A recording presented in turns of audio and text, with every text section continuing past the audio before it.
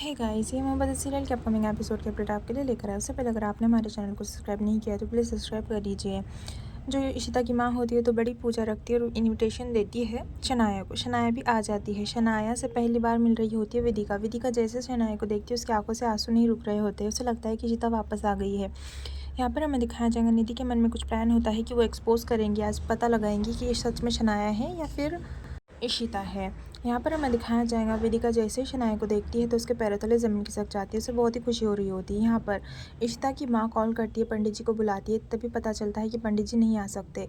तभी दूसरे पंडित जी को कॉल किया जाता है, लेकिन फिर भी वो भी नहीं आ पा रहे होते हैं। निधि यहाँ पर मन ही मन सोचती है, कहने लगती है कि अगर ये इशिता होंगी ना तो इशिता को तो पूजा पाठ आता था तो वो कहेंगी कि वो पूजा करेंगी अब तब। तभी यहाँ पर जो इशिता की माँ होती है वो तो कहने लगती है बहुत बड़ा अपशगुन हो गया, पूजा में कौन बैठेगा, कैसी होंगी पूजा। तभी शनाया कहने लगती है आप अगर माइंड ना करें तो मैं पूजा करूँ, मुझे भी आती है करना।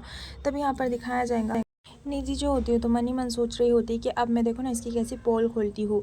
रमन कहाँ रह गया पता नहीं। रमन जो होता है तो वो निधि के ऑफिस में आता है और उसे लॉकर में से वो चिप लेनी होती है जिसमें इशिता के बेगुनाही का सबूत होता है। लेकिन वो लॉकर में रखती है निधि, तो वो लॉकर की चाबी जो होती है निधि के पास ही होती है और फिंगरप्रिंट भी निधि का ही लगता है। तभी वो जाकर लॉकर खोल रहा होता है, तभी उसी लॉकर को खोलने के बहाने ढूंढ रहा होता है रमन। यहाँ पर हमें दिखाया जाएगा जो परिवार वाले होते हैं तो वो पूजा कर रहे होते हैं और पूजा यहाँ पर ख़त्म हो जाती है।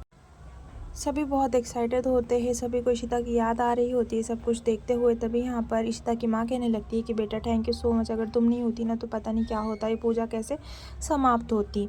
निधि जो है वो कहने लगती है कि एक मिनट इशिता, तुम शनाया नहीं हो, तुम इशिता ही हो। हाँ सही सुना आंटी आपने, ये आपकी बेटी इशिता ही है, क्योंकि अगर ये यूएस में रहती है तो पता इसे कैसे आएगा। तुमने तो कहा है ना शनाया कि तुम तो थाईलैंड से आई हो, फिर वहाँ पर पूजा पाठ कैसा, तुम्हें ये सब कैसे आता है। तभी ऐसा वो कहने लगती है। ये सुनकर जो रूही है बहुत खुश हो जाती है, कहने लगती है मुझे पता था कि ये मेरी मम्मा ही है, ये इशिता माँ ही है। तभी जाती है और गले लगा लेती है और कहने लगती है कि आप वापस आ गई हो। तभी यहाँ पर शनाया जो होती है रूही को दूर कर लेती है और कहने लगती है मैंने एक बार कहा ना बेटा तुमसे कि मैं तुम्हारी माँ नहीं हूँ, और तुम जो कह रही हो ना निधि कि मैंने ये पूजा पाठ कैसे किया, तो ये देखो मेरे कान में ईयरफोन्स है और मैं ऑनलाइन ये पूजा पाठ कर रही थी और थोड़ा बहुत तो मुझे आता ही है। भले से हम हमारे कंट्री से दूर रहते हैं लेकिन हमें हमारी कंट्री से बहुत लगाव है, हम सारे संस्कार जानते हैं।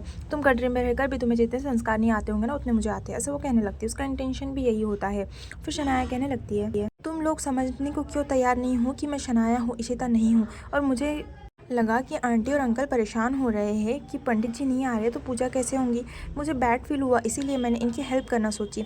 यहाँ पर जो सिमी होती है कहने लगती है हमें पता है कि तुम शनाया हो लेकिन बहुत अच्छी हो, thank you so much Shanaya, तुम्हारी वजह से आज ये पूजा हुई।